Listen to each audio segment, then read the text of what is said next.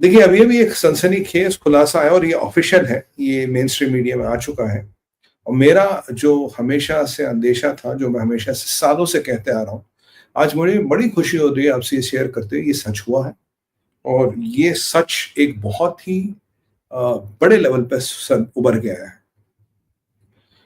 एक सीआईए का अफ़सर किरियाकू, इसका इंटरव्यू भारत का एक लीडिंग मीडिया संस्थान एएनआई करता है और कह रहे हैं कि भाई साहब आप बताओ, क्या है पाकिस्तान की कहानी? ये पाकिस्तान के जो न्यूक्लियर एनालिसिस है, इसकी कहानी क्या है? ये 2002-2003 का जो समय था, उसमें ये पाकिस्तान में डिप्लॉयड था। ये मुशर्रफ के साथ काम करता था, ये सीआईए का अफ़सर था और इसका जो खुलासा है, इसका जो क्लेम है, on video, on tape, on record, कह रहा कि मुशर्रफ ने पूरे पाकिस्तान के न्यूक्लियर एसेट्स की चाबी अमेरिका को पकड़ा दी गई थी। यानी कि जो हमारा आकलन नूर खान को लेके था, जो हमारा आकलन मेरा आकलन शायद सबसे पहले मैंने पैराडाइज पॉइंट की बात की कि वहाँ से न्यूक्लियर एसेट्स निकाले गए और वो अमेरिका की एम्बेसी ले गए, वहाँ से अमेरिका जो मिलिट्री बेस या उनका होल्डमेंट एरिया सऊदी अरबिया में, वहाँ वो रखे गए। ये बिल्कुल वैलिडेट करता है उसको और इतना भी कहता है कि अमेरिका ने पाकिस्तान को millions and millions, hundreds of millions और मिलियंस ऑफ डॉलर दिए ताकि वो उनको न्यूक्लियर एसेट्स का कमांड एंड कंट्रोल दे। अब सवाल ये आता है कि पाकिस्तान अमेरिका को न्यूक्लियर एसेट्स का कमांड एंड कंट्रोल क्यों दिया जाएगा? आप हम सब जानते हैं कि नूर खान की जो बेस थी, एयरबेस के नीचे का जो हिसाब किताब था जिसको भारत ने ध्वस्त किया, वो कंप्लीटली अमेरिकन चलाते थे। ऐसा भी माना जाता है कि उसमें पाकिस्तान का के लिए न्यूक्लियर वेपन्स के लिए वो ट्रांजिट हब था और वहां अमेरिका ने चुपचाप अपनी न्यूक्स रखे थे कि कभी चाइना, ईरान और अफगानिस्तान में अगर कभी यूज करने पड़े, हमारे न्यूक्स इस क्षेत्र में होने चाहिए, ये आप भी जानते हैं। अब ये कह रहा है बंदा, किरियाकू कहता है कि हम मुशर्रफ से हर हफ्ते मिलते थे, हफ्ते में 3-4 बार मिलते थे, खूब बात होती थी। मुशर्रफ ने हमारे लिए पाकिस्तान के सारे दरवाजे खोल दिए। अब देखो, ये पाकिस्तानी जो सुन रहा हूँ उसके दिल पे छुरियां चल रही होगी, इसलिए मैं मुल्ला मुनीर को कहता हूँ दो मॉडल है, बाजवा मॉडल कि चल के पाकिस्तान से निकल, नहीं तो मुशर्रफ मॉडल। तो अब ये बातें अब खुल के आगे कह रहे हैं कि हमें खूब समर्थन दिया। अमेरिकन गवर्नमेंट का इस प्रोजेक्ट को, इस प्लान को पूरा समर्थन था और मुझे पाकिस्तान जब मैं गया, मुझे इनफॉर्मली ये बता दिया गया, we that is America controls Pakistani nukes, इनके न्यूक्स हमारे हाथ में। और जब मैं आपको कहता रहा, एक बार जो बाइडेन से पूछा गया कि पाकिस्तान ने अगर न्यूक्लियर आर्सेनल यूज किया तो उसने बोला पाकिस्तान तो कर ही नहीं सकता, जबकि जो बाइडेन बेचारे आधे तो किसी और दुनिया में रहते थे, पर इस बात को लेके ही वॉज वेरी एडमेंट कि पाकिस्तान न्यूक्लियर एसेट यूज ही नहीं कर सकता। क्यों? क्योंकि चाबी अमेरिकन के पास है, एक्सेस को अमेरिकन के पास है, उनके पास कंट्रोल है ही नहीं। अबे जो मुल्ला मुनी न्यूक्लियर बम से डराता है, इसको बोल अपने पापा ट्रम्प से पूछा पहले बम का बटन कहाँ है, बनता बटन था, तोड़ता है, तोड़ कोड पूछ ले क्या है। तो जरा मुल्ला मुनीर उस हकले तोते को बोलो जाके अपने पिताजी ट्रम्प से पूछ के आए कि कोड क्या है। अबे पाकिस्तानियों, तुम्हारे पास अपना जो तुम डायपर पहनते हो वो भी अमेरिका के ज़कात का है, जो तुम ये चड्डी बनियान पहनते हो ये भी चीनियों की पुरानी है, तो तुम्हारे पास है क्या? तो मुशर्रफ के टाइम में सीआईए को पूरा एहसास था। मुशर्रफ ने सिर्फ ये कहा, भाई देखो, मुझे पाकिस्तान की फौज को खुश रखना है, बाकी जो मुझसे चाहिए ले लो।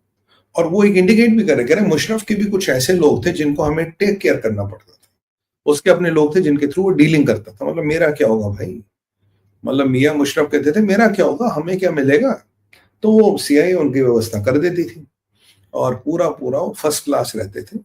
मेरा पाकिस्तान का हर पॉलिटिशियन गद्दार है, करप्ट है, मक्कार है, बिकाऊ। मैंने कही तो नया, आप क्या कह रहे हो, तुम जानते ही है।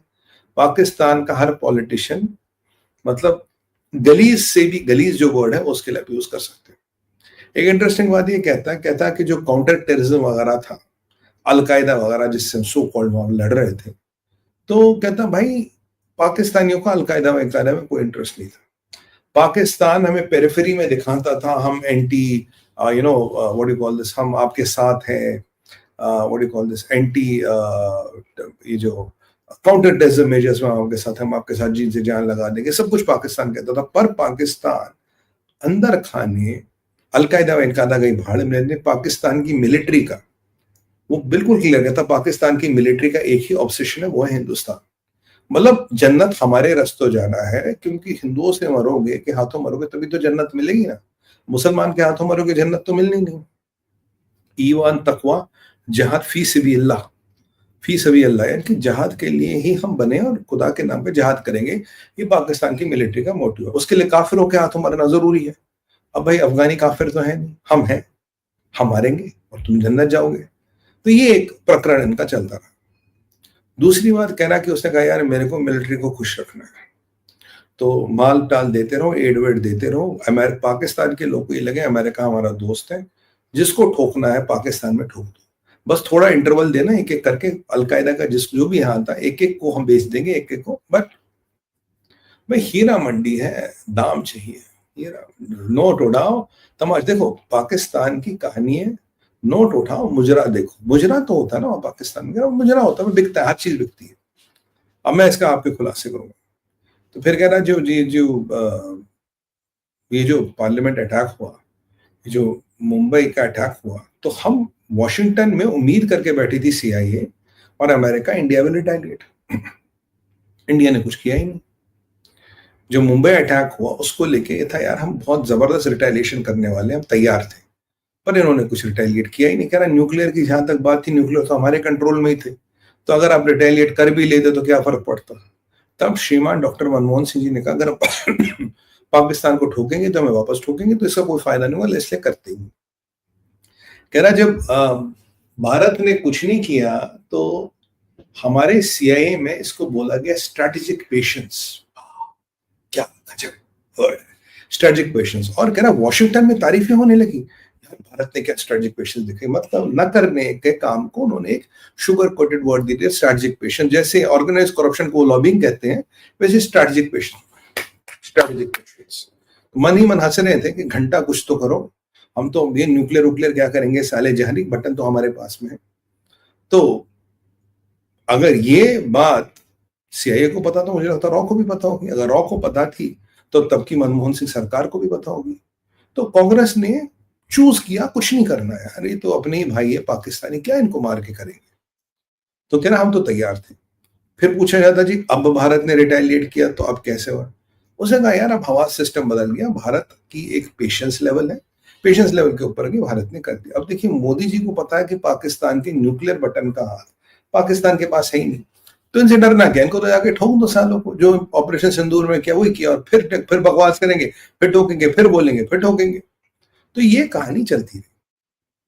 फिर आगे और बात होती है तो कहते हैं मुशर्रफ का हमने खूब ख्याल किया। और एक इंपॉर्टेंट बात जो मैं आपको हमेशा कहता था, चाहे वो कोई भी चैनल हो, मैंने कहा देखो अगर पैसे कमाने हो ऑटोक्रेटिक रिजीम से, डिक्टेटरों से कमा सकते हो, आप डेमोक्रेसी से पैसे नहीं निकाल सकते।